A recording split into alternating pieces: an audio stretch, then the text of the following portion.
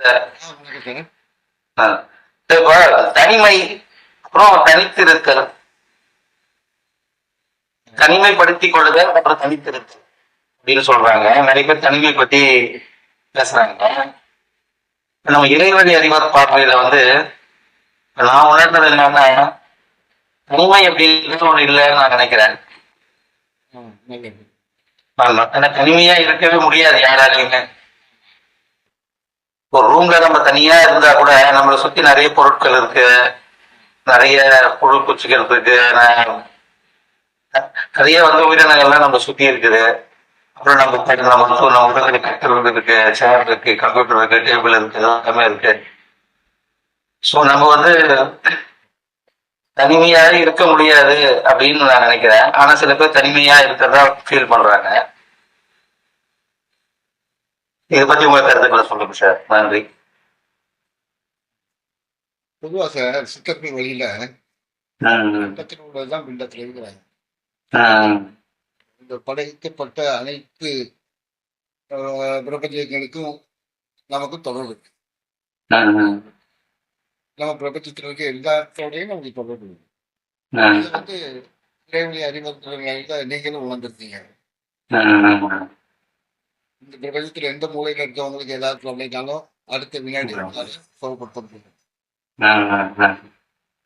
காரணம் என்னன்னா, ஒருத்தருக்கு ஒருத்தர் தொடர்பு, எல்லாமே தொடர்பு. அது மட்டும் இல்லாம நமக்கு தெரியும், உருவமா இருக்கிற எல்லாத்துக்குமே உயிர் இருக்கு, தனித்தன்மை இருக்கு. வாங்கிக்கிற கொடுக்குற ஒவ்வொரு பதிவு பண்ணிக்கிற எல்லா விஷயங்களும் ஒவ்வொன்றுக்குள்ளே இருக்கு அப்படிங்கிறது நமக்கு தெரியும். எங்கேயோ தூரத்தில் இருக்க ஒருத்தருடைய கைபேசியில பிரச்சனை அப்படிங்கிற போது சில நேரங்கள் நம்ம இங்கிருந்து சரி கோபப்படுத்த அவங்க அடையாளப்படுத்திட்டாங்க. அப்ப எல்லாத்தோடய நமக்கு உள்ளார்ந்து தொடர்பு இருக்கும்போது நம்ம எப்படி தனியா இருக்க முடியும்? நீங்க சொன்ன எல்லாத்தோடையும் நமக்கு தொடர்பு இருக்கும். அந்த காலத்துல பேசுவாங்க, பதுமைகள் பேசுனதாகவும், திரைச்சிலை அவனுக்கு கேள்வி கேட்டதாகவும், கதை சொன்னதாகவும் பாட்டி கதை சொல்லுவாங்க. கேட்கறது பழகினவங்க நம்ம. அதனால நம்மளால இதெல்லாம் எளிதா உருவாக்கிட முடியுது. அப்ப அப்படி இருக்கும்போது நம்ம எப்பவுமே தனிமைப்பட்டு போறது கிடையாது. மனித மனம் அந்த தனிமைங்கிறது மிகப்பெரிய நோய்கள்ல ஒன்றாரு. அது உயிரே மாய்த்திருக்கு. எத்தனையோ பேர் தன்னுக்கு நெருங்கி அன்புள்ளவங்க இறந்து போனவங்க தனித்து வாழ முடியாம இறந்து போனவங்க நிறைய பேர்.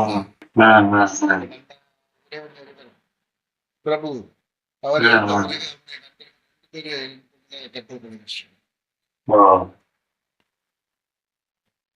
இதெல்லாம் என்னன்னா, தனக்குள்ள இருக்கிற அந்த இறைத்தன்மையை உணராது அந்த வெளியில அடையாளப்படுத்துறது எல்லாமே எல்லாமே இதுதான், எல்லாமே அதுதான் அப்படின்னு சொல்லிட்டு ஒன்றின் மீது தன்னை மறந்து அங்கே போயிடுது. இதைத்தான் பொதுவா நான் என்ன இறைவனுக்கு இணை வைத்தல் சொல்றாங்க. அப்ப தனக்குள்ள இருக்கிற இறைத்தன்மையை மறந்து, தன்னுடைய தனித்துவத்தை மறந்து எல்லாத்தையும் முக்கியமா நினைக்கிறது. அடுத்ததுல தன்னை இழக்கிறது. அப்ப தன்னை இழந்தவங்க எல்லாம் தனிமையில வாடுவார். தன்னில் இன்பம் காண தெரிஞ்சவன் தனக்குள்ள இருக்கிற தனித்துவத்தை, தனக்கும் பிறருக்கும் பிறருக்கும் உள்ள தொடர்புகளை உணர்ந்த இந்த மாதிரி கேடுகள்ல மாட்டிக்கிற மாட்டாங்க. தனித்திரு, விழித்திரு, பசித்திரு சொல்லுவாங்க.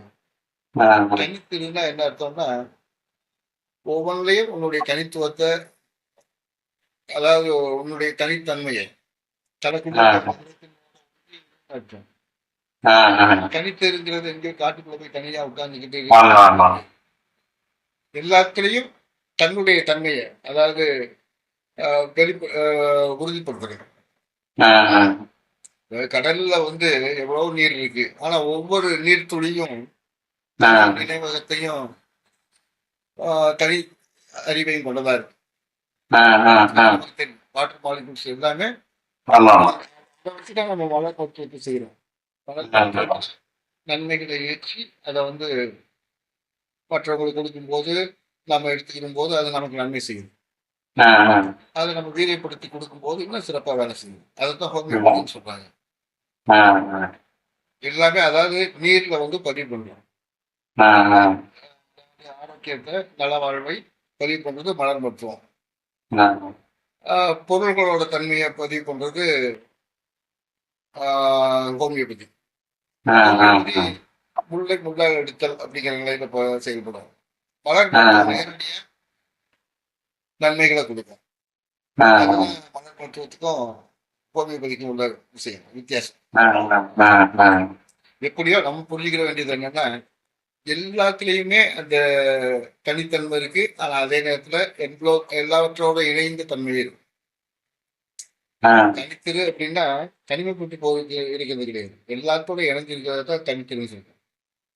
தன்னுடைய தனி செயல்பாடுகளை நம்ம இருக்கணும். இப்ப தமிழக இருக்கிறது வந்து ஒரு இறை துளி.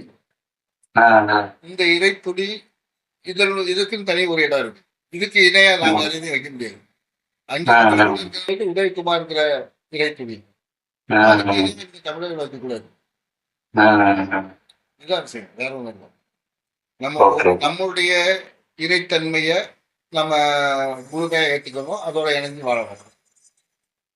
அதுதான் உள்ள இவ்வளவு பல வகையா பிரிஞ்சு இருந்தாலும் எதுவுமாக இல்லாது இருப்பது, அதைத்தான் அந்த முழுமைன்னு சொல்றோம்.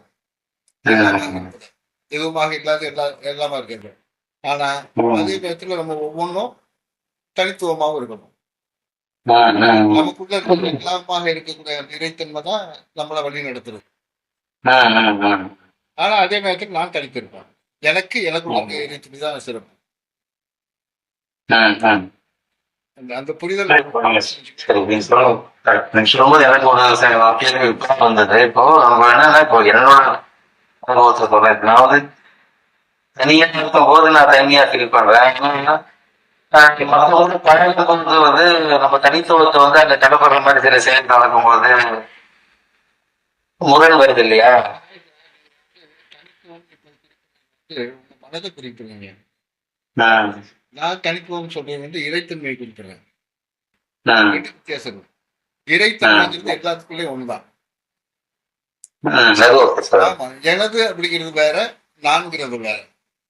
எனதுங்கிறது என் மேல இந்த சமூகம் திணித்து வைத்திருக்கிற அறிவு அல்லது வந்து என்னுடைய அனுபவங்கள், இதைத்தான் எனதுன்னு சொல்றோம். ஆனா இந்த எனக்கு வந்து குறைபாடு உள்ளது, சார்பு உள்ளது.